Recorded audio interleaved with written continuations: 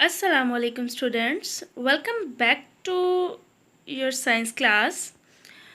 Yesterday we learnt about the composition of air and about the atmosphere. Let us have a recap.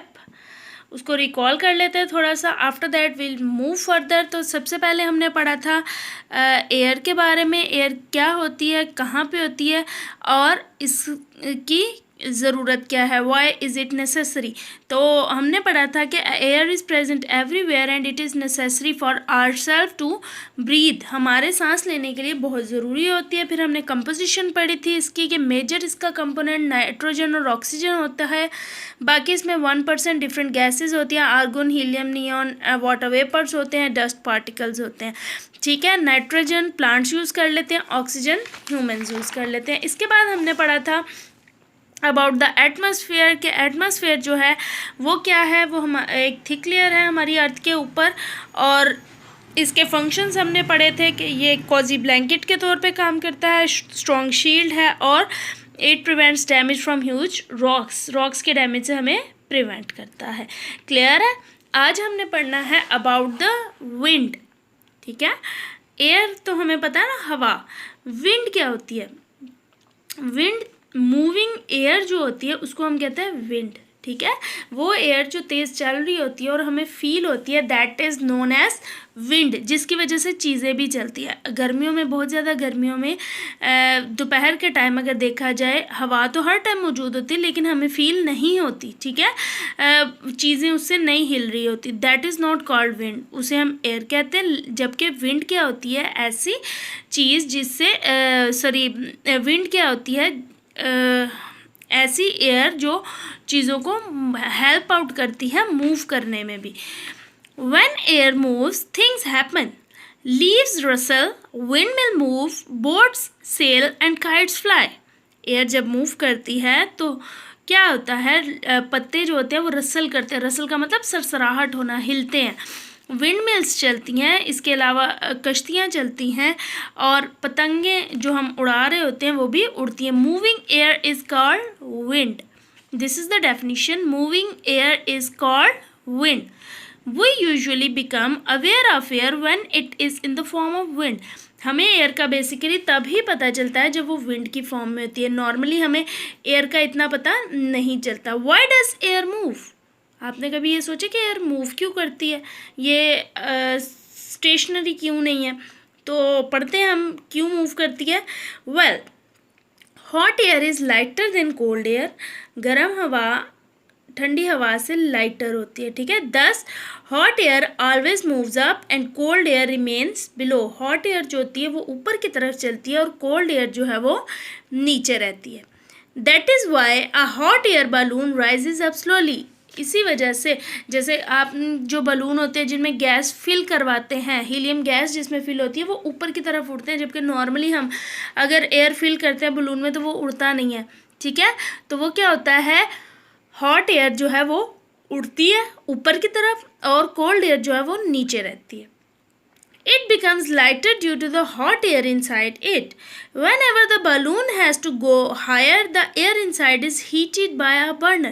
जैसे यहाँ पर आपके पास ये वाले बलून्स हैं तो इनमें भी लाइटन अप किया जाता है, जिसकी वजह से ये ऊपर मूव करते हैं, ऊपर की तरफ जाते हैं. This warm air rises up, To make it come down, the burner is switched off, making the air cooler. अगर हमने इस बलून को नीचे लाना होता है तो हम क्या करते हैं? उसका बर्नर ऑफ कर देते हैं, जिसकी वजह से वो आहिस्ता आहिस्ता नीचे आ जाता है. This warm air rises up. The empty space is taken up by the cold air and thus movement of air take place.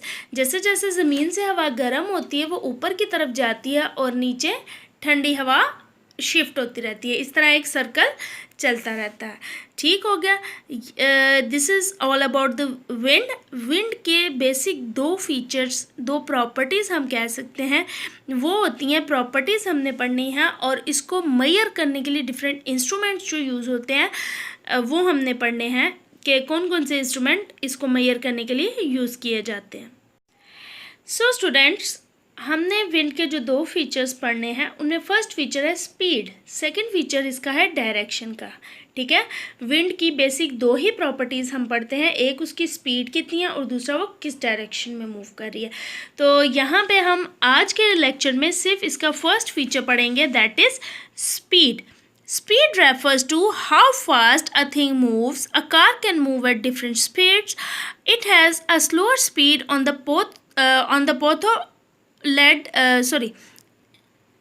It has a slower speed on the potholed roads and higher speed on smooth highways. Speed क्या होती है? चीज़ों के जो चलने की property होती है, कितनी स्पीड से वो चल सकते हैं, कितना तेज़ वो चल सकते हैं, that is known as speed. Like अगर हम कार की बात करते हैं तो वो पोथोलैंड रोड कौन से होते हैं? ऐसे रोड्स जो स्मूथ नहीं होते, जहाँ पे पत्थर होते हैं, पथरीली ज़मीन वगैरह होती है। ठीक है, वहाँ पर इसकी स्पीड स्लो होती है, जबकि जो हाईवेज़ होते हैं वहाँ पर एक अच्छी स्पीड से गाड़ियाँ चल रही होती हैं। Similarly wind can also move at different speeds. Wind भी डिफरेंट स्पीड्स पर मूव कर सकती है। This can measured in two ways. दो तरीके हैं इसको मेजर करने के। First one is anemometer and second one is a Beaufort scale. ठीक है, तो एनेमोमीटर को हम देखते हैं। What is an anemometer?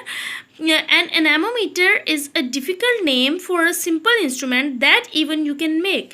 Basically, this is an anemometer जो हम खुद भी बना सकते हैं। ठीक है, this is used to measure the speed of wind. ठीक है, इसको खुद हम डिफरेंट रॉड्स यूज़ करके बना सकते हैं। इंशाल्लाह when you will come back to school, then we will have this experiment.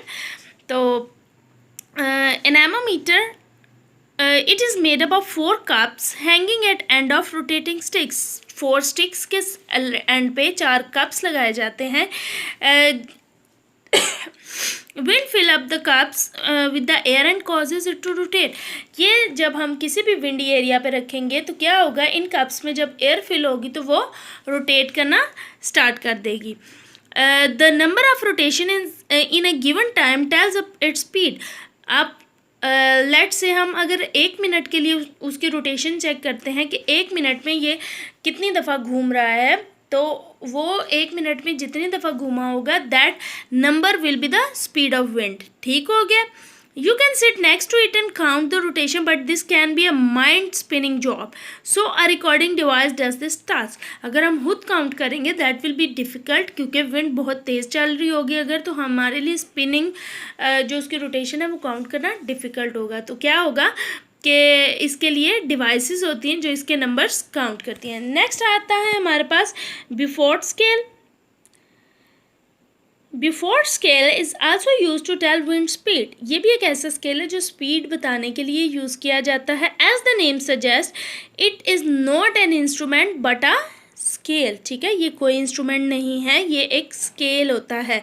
Scale वैसे नहीं है जैसे आपका रूलर होता है। स्केल मींस कि चीज़ों को मेजर करने के लिए, जिस तरह हम वेट मेजर करने के लिए स्केल यूज़ करते हैं, वेटेज स्केल होता है।